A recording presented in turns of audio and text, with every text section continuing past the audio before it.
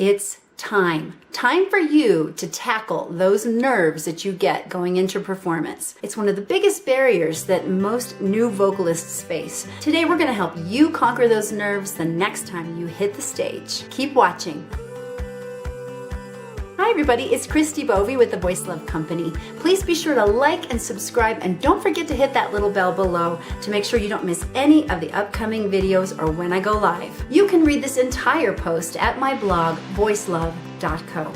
Let's get started. So is this you? Your heart's racing, your palms are sweaty, your mouth is dry as the Sahara Desert.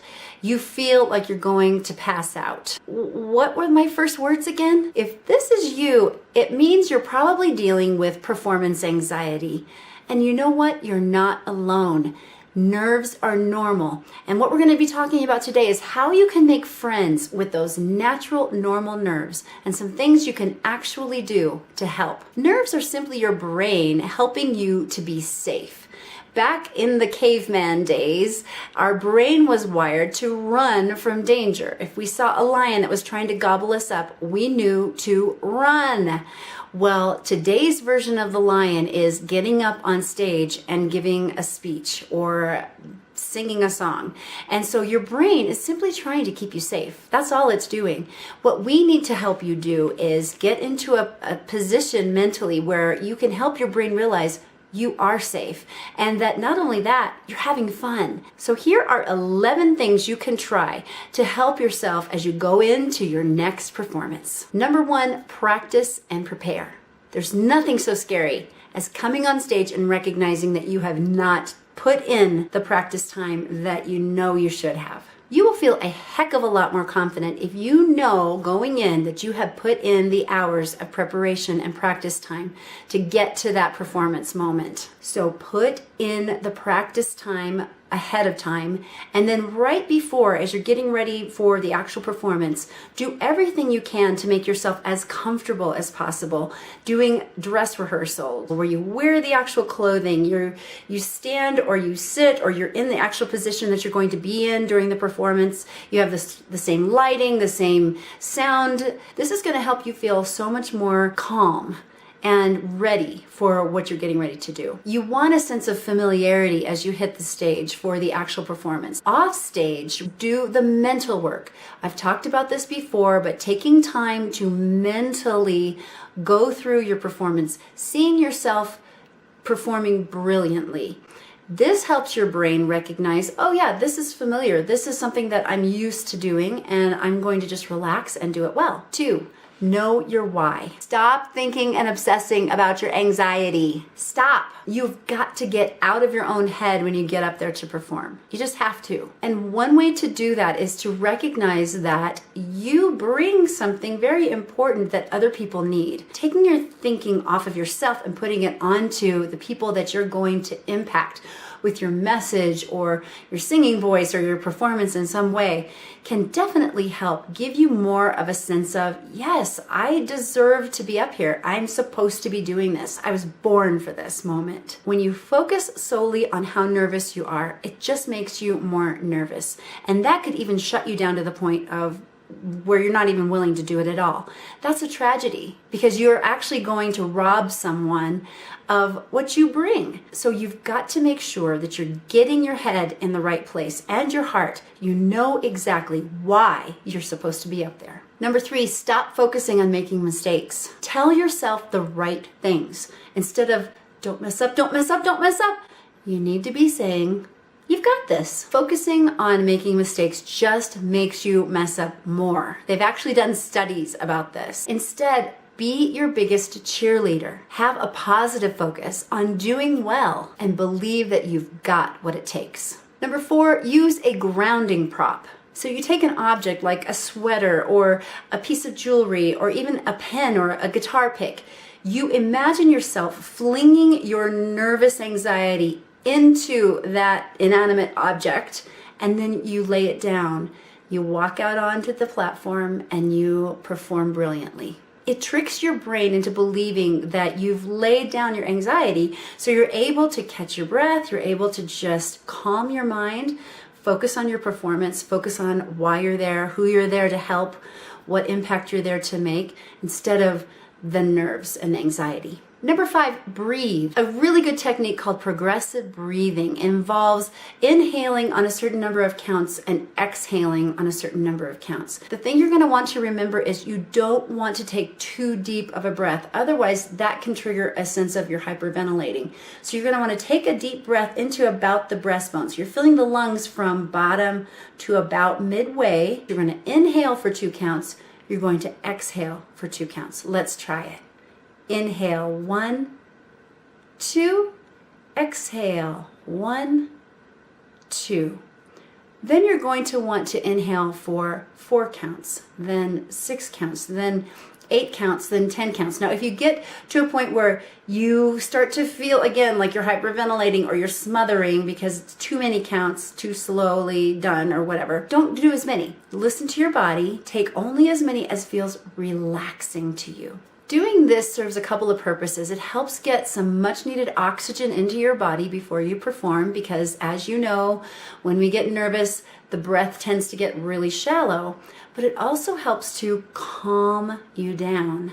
So taking a few moments, a few quiet moments where you can close your eyes and breathe deeply at a certain pace can really help your nerves. What's your favorite tip to handling nerves? Be sure to leave a comment down below. Number 6, active relaxation. Active relaxation is simply taking a few moments to lay down before you walk out on stage and just breathe into different parts of your body. Now that sounds a little strange, but basically you're just focusing on your hands, for instance.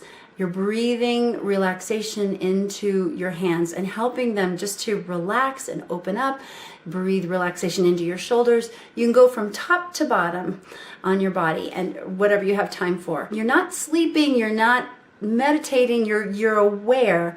You are just taking that a few moments to just power down and breathe into the different body parts. Number 7, power pose. While you may feel like wringing your hands or pacing or lying in the fetal position, sucking your thumb, anyone? Do some empowering movement instead. Stand like Wonder Woman or Superman, hands on hips, feet grounded, and you need to be taking some deep breaths in and feeling a sense of empowerment. It's scientifically proven that when you stand this way before you go into a meeting or an interview or on stage for a performance, it is going to help you change how you feel. So give it a try. Number 8, get an alter ego. There is a great book out that I'm going to leave a link to below, talking about something that I've been doing with my clients for years, and that is suggesting that they get an alter ego. I have done this for myself in performances, and it actually works. Choose an alter ego that you can portray when you take the stage. Playing the role of someone else can often give you a sense of empowerment, that you can do something that normally you, as you, would not feel like you could do. Some people say this is not an authentic way of being as a performer, but the fact of the matter is you are you. You're just playing a better version of you, a more brave version, a more calm version. Beyonce used Sasha Fierce until she actually admitted she didn't need her anymore. And so that is the same thing I find with my clients. If you can kind of use an alter ego just to get through these first few performances where it feels a little uncomfortable, then do it. It helps you get out of your own skin and entering into a more empowered state of mind. Number 9, perform, and then perform, and then perform some more. I'm not going to sugarcoat it. The first performance is really hard. You're going to feel scared because it's unfamiliar, but it gets easier the more you do it. Some of my clients actually perform better under pressure than they do in their lesson time with me. That has always been a phenomenon that I've been amazed by. Maybe that's you, but how would you ever know if you never get up to actually perform? Get that first performance under your belt and go ahead and schedule the next 2 or 3 performances just so that you are sure that you are getting in this time of practicing dealing with your nerves, practicing getting up on stage, interacting with an audience, seeing how your material lands on them. There's so many benefits to doing it, even though it is so uncomfortable. You can do this. Number 10, cut the caffeine, cut the sugar. It's important to monitor the amount of caffeine that you're taking in. as you're heading into a performance. A lot of times we are in rehearsals, the nights are late, we're often eating a lot of sugar and carbs and caffeine in order to keep ourselves going. You need to understand that caffeine and sugar and a high carb diet can tend to make anxiety worse. So you really need to make sure that you are forcing yourself to eat as clean as possible, drink lots and lots and lots of water, do all the things that are healthy things to help your anxiety dial down. You even want to avoid things like fruit juice or high glycemic fruits, because that's going to help your blood sugar spike as well, which can help you feel anxious. So what you're wanting to do is follow a low glycemic, ketogenic, paleo, whatever it is that will help your blood sugar stay as stable as possible, and lots of water instead of lots and lots of caffeine. Number 11, jump around. We talked about doing some active relaxation and breathing, but you might be a person who actually needs to be more active right before you go on stage. So I suggest you put some kickin' music in your headphones and just jump around. Get yourself fired up, help yourself to get ready, to have energy as you go on stage. A lot of this is going to depend on what kind of material you do. Make sure, if you do use this tip, that you give yourself time to let your heart rate come back down a little bit. Make sure you're not winded so that you don't go out on stage already winded.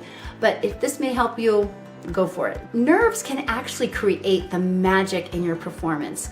If you didn't have a little bit of nervousness, your performance would be kind of boring and lackluster. Understand the connection of your mind to your performance. Feeling nervous, especially if you're starting out, is just part of the process. It's normal. Do all that you can to care for your mind and your heart and your body through this process of dealing with your nerves. You're going to figure out, trying different things, what works best for you. You got to keep performing to keep trying the different techniques. I hope this video was helpful for you today. Be sure to hit the thumbs up so I know that this content is the kind of content you would like to hear more of. And be sure to subscribe. There's some exciting things coming up at the Voice Love Company over these next several months, and you don't want to miss it. If you know somebody who deals with nerves going into performance, be sure to share this video with them. I have a free gift for you. It's my 5 days to a more powerful voice e-course. You get one video to your inbox every day for 5 days. It's going to help you with the preparation side of getting ready for your next performance. Details are down below. In the poll this week, I have some of these tips listed up above. Check the box next to the one you plan to try first. As always, you can ask me any questions about your voice. Leave a comment down below, find me on my blog, voicelove.co, or you can find me on my Facebook group or Instagram as The Voice Love Company. I hope that you're starting to feel a little calmer about your next performance. You got this. Put these tips into practice and see how they help. Until next time, remember, you are loved. Bye-bye.